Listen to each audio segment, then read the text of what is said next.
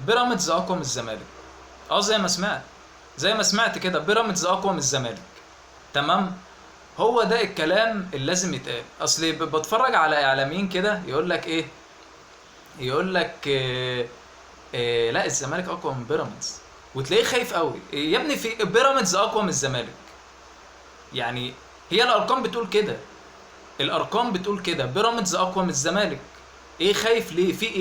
في ايه مش فاهم يعني. ايوه بيراميدز اقوى من الزمالك. بيراميدز في دوري ابطال افريقيا. بيراميدز بقى في المركز الثاني دلوقتي، بقى على طول في المركز الثاني. ايوه بيراميدز اقوى من الزمالك. هو في ايه يعني مش فاهم؟ هي الناس خايفه ليه؟ ولا هو في ايه يعني مش فاهم؟ هو الارقام هي اللي بتقول يا جماعه، ده مش كلامي.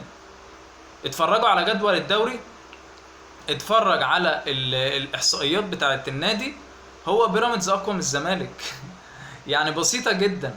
ما انت يعني انت مش عارف، يا الناس دي ما بتعرفش تقرا. يعني الارقام واضحه، الارقام واضحه وكل حاجه واضحه.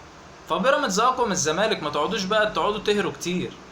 يعني بيراميدز دلوقتي هو منافس النادي الاهلي. يعني لما بنيجي نتكلم بنتكلم الاهلي وبيراميدز دلوقتي. الله، كل سنه وانتم طيبين بقى.